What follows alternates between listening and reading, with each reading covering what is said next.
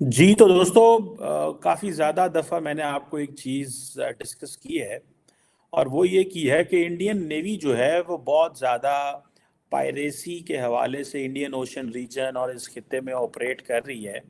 आज भी पता चला है कि इंडियन नेवी ने बांग्लादेश की जो एक बांग्लादेश फ्लैग्ड वेसल, यानी कि उसके ऊपर बांग्लादेश का झंडा लगा हुआ था, उसे सोमालिया की कोस्ट के करीब जो है वो बचाया है।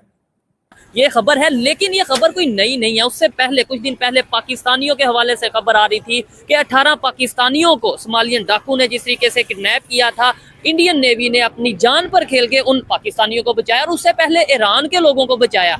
और ये बेसिकली वही पायरेट्स थे जो कि कोस्ट ऑफ सोमालिया में जो ये कश्ती गुजर रही थी, वैसल गुजर रही थी। और ये कोयला लेके जा रही थी मोज़म्बिक की तरफ, from Mozambique to the United Arab Emirates, जब इसके ऊपर ये अटैक हुआ। और कहा यह जाता है कि जो इंडियन नेवी का मिशन जो है वो डिप्लॉयड था यहाँ पे। और उन्होंने एक डिस्ट्रेस कॉल को आंसर किया और वो वहाँ पे पहुँचे। और इंडियन नेवी जो है वो कहते हैं जी कि उन्होंने इमीडिएटली वॉरशिप डिप्लॉय किए। इंडियन नेवी ने वॉरशिप जो कि लॉन्ग रेंज मैरीटाइम पेट्रोल थी उसको, इसे LRMP बोलते हैं, इसको डिप्लॉय किया। और और इन्होंने कम्युनिकेशन बिल्ड की और वो सारा। एंड इस वक्त आप देखेंगे कि मैरीटाइम सिक्योरिटी ऑपरेशंस के अंदर India is very active, effective and getting into the major जितने भी ऑपरेशंस होते हैं उसमें अपना रोल प्ले कर रहा है। जय हिंद दोस्तों। हमारे रक्षा मंत्री राजनाथ सिंह जी ने कहा था कि हम इंडियन ओशियन में नेट सिक्योरिटी प्रोवाइडर हैं और भारतीय नौसेना ने इंडियन ओशियन से बाहर निकलकर लोगों को बचाया। कल भी मैंने आपको बताया था that why China is not playing its role and not responsibility in the Red Sea area. और ये जो सारी है, एंड इंडियन नेवी जो है वो ये क्यों कर रही है, ये क्वेश्चन था ना कि क्यों कर रही है। और ये आपको पता चलेगा कि आइंदा आने वाले दिनों के अंदर कॉन्टीन्यूसली इंडिया जो है वो इस तरह के ऑपरेशंस में रोल प्ले करेगा। इससे पहले आपको पता है वो भले इंडियन के लोग हों, ईरान की शिप्स हों, पाकिस्तान के लोग हों, इंडिया ने थोड़ा एक्टिवली रोल प्ले किया। आपको पता है ये जो इंडियन ओशन रीजन है, अगर जो इंडिया की डेफिनेशन है ना इंडियन ओशन रीजन की, क्योंकि इंडिया अपने आप को कहता है कि हम नेट सिक्योरिटी प्रोवाइडर है, ठीक है।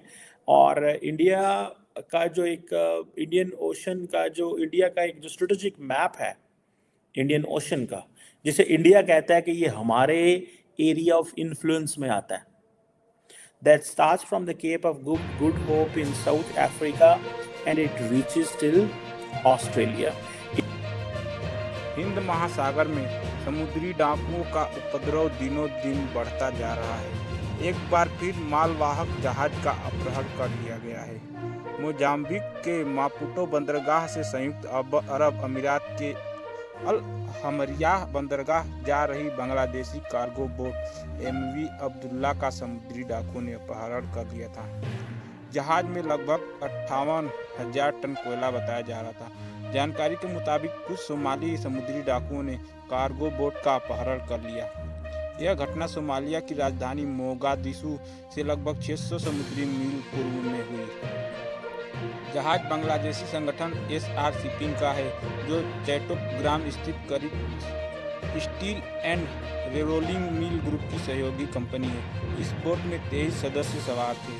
चालक दल के सदस्य जहाज के केबिन के अंदर सुरक्षित थे, जबकि समुद्री डाकुओं ने जहाज पर नियंत्रण कर लिया था, जिसे भारतीय नौसेना को सूचना मिलने पर जाकर नौसेना ने उनको सेफ बचाया। इंडिया ने अपना एंड देन इवन के जो शिप जो है स्ट्रेट ऑफ मलाका से ये इंडोनेशिया एंड देन ऊपर कोरिया जापान तक जाते हैं, वो भी। And then Strait of Hormuz, Gulf of Aden, ये जितने इलाके हैं। एंड देन नीचे साउथ पोल से आगे ऊपर जारी बात है, कुछ आइलैंड है, एम्स्टर्डम आइलैंड है, एक क्रेस्ट आइलैंड्स हैं, प्रिंस एडवर्ड आइलैंड्स हैं, ये बहुत नीचे, केप ऑफ गुड होप यानी कि साउथ अफ्रीका से भी कुछ नीचे आइलैंड्स हैं छोटे छोटे। इंडिया कहता है जी ये सारा हमारा इलाका है और हम इसे इंडियन ओशन रीजन कहते हैं। इंडियन नेवी ने बांग्लादेश की शिप जो सी है वो जो यूएई जा रही थी कोयला लेके, उसे सोमालिया के डाकुओं से बचा लिया कुछ दिन पहले। हाँ। भाईजान बात यह है कि जो इस वक्त पाकिस्तान में हालात चल रहे हैं, पॉलिटिकली भी, इकोनॉमिकली भी और दीगर अदर क्राइसिस चल रहे हैं, तो उसको अगर आप सारी चीज़ें मद्देनजर रखें तो बांग्लादेश हम लोगों से बहुत आगे है, क्योंकि वो लोग सिर्फ अपने मुल्क का सोचते हैं, अपने अवाम का सोचते हैं।